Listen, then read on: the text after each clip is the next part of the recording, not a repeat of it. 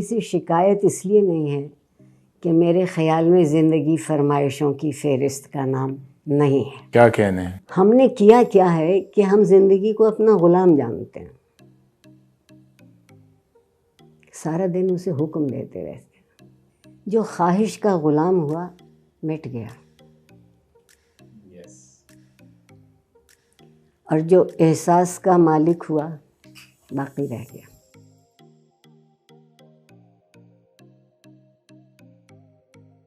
میں نے جو ابتدا میں اپنا ایک آبزرویشن پیش کی تھی آپ کی خدمت میں آپ کے صاحبہ حال ہونے کے حوالے سے، وہ شاید اس کی ایک وجہ یہ بھی تھی کہ جب بھی ظاہری طور پر یا آپ کی گفتگو سننے میں آتی ہے تو ہمیں آپ کے چہرے پہ ایک بہت ٹھہراؤ، ایک رچاؤ کی کیفیت محسوس ہوتی ہے. ہمیں ایک طمانیت، اطمینان اور ایک سکون نظر آتا ہے، اور یہ سکون شاید کہیں اس کی گہرائی روح تک ہوتی ہے، اور وہ جانے بغیر ممکن نہیں ہے.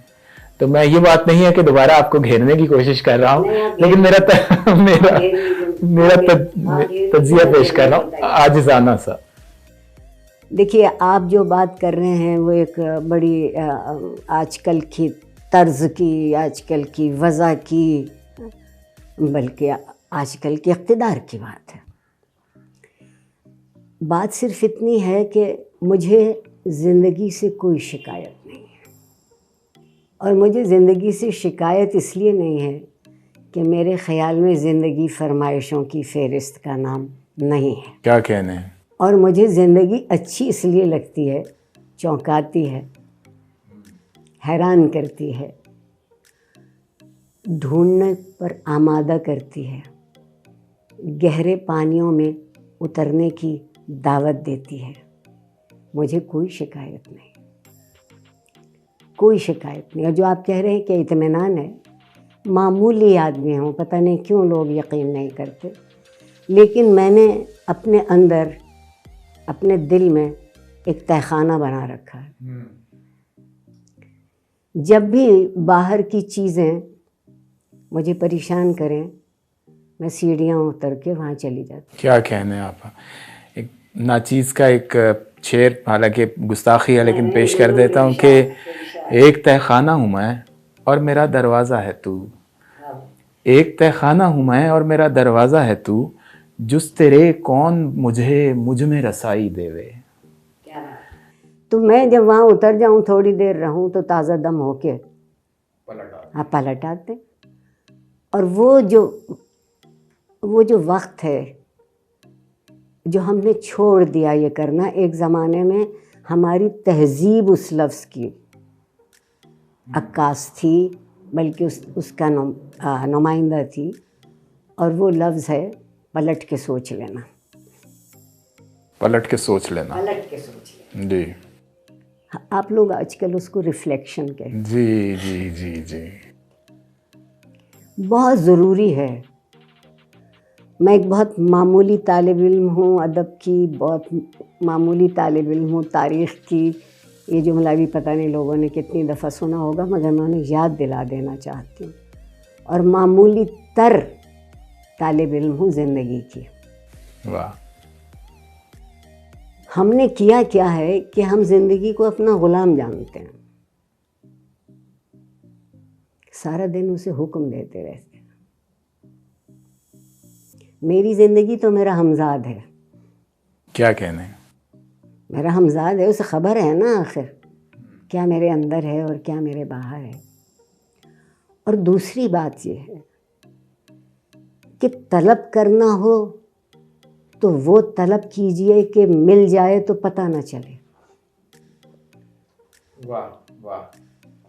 اور اگر آپ وہ طلب کر رہے ہیں جو مل جائے اور پھر کھو جائے تو کیا طلب کیا؟ کیا کہنے؟ تو کیا طلب کیا؟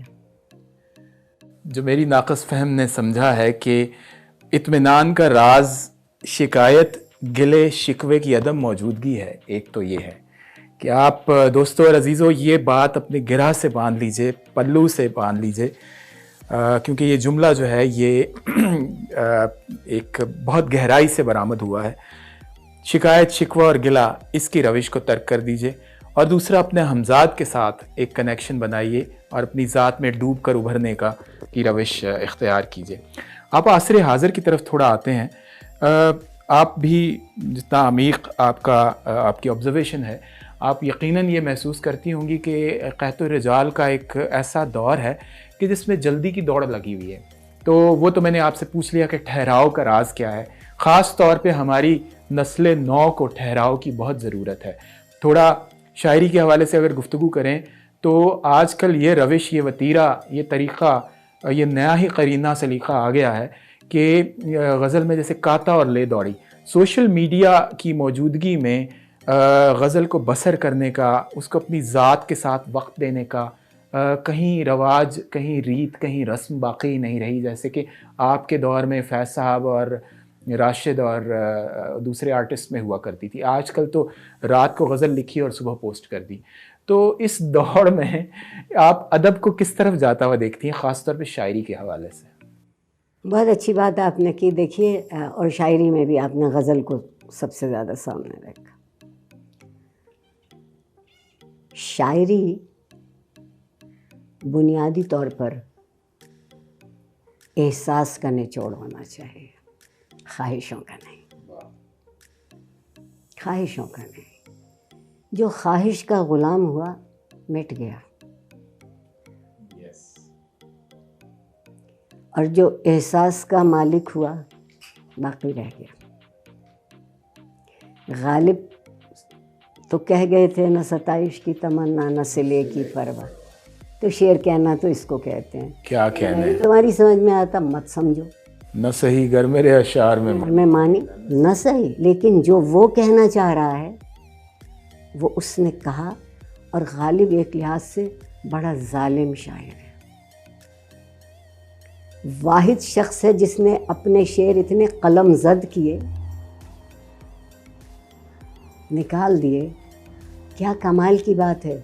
جو اس کے احساس کے معیار پہ پورا نہیں اترتا اس میں وہ کسی کو شریک نہیں کرے گا.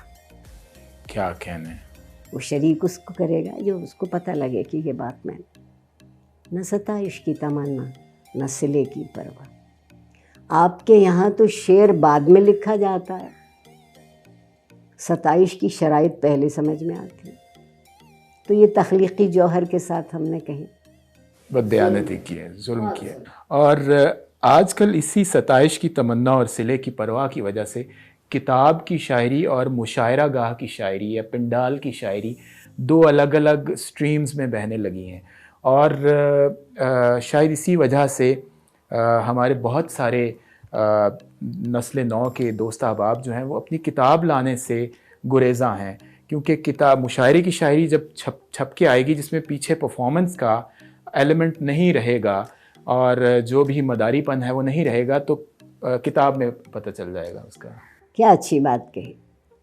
ہم زندگی خود نہیں گزارتے، ہم اس میں اداکاری کرتے ہیں.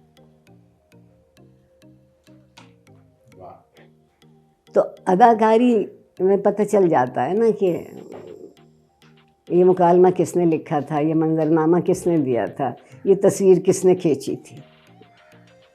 شاعری کا تو مکالمہ، شاعری کا منظرنامہ، شاعری کی تصویر تو کہیں اندر سے آتی ہے. ہم باہر تلاش کر رہے ہیں، پہلی بات. اور ایک اور، میں نوجوانوں کا بہت بڑا وکیل ہوں، یہ سوچ لیجئے گا آپ سمیت. پہلا وکیل تو اس لیے ہوں کہ آپ 65% حصہ ہیں آبادی کا. میں آپ کا ماضی ہوں، آپ میرا مستقبل ہیں.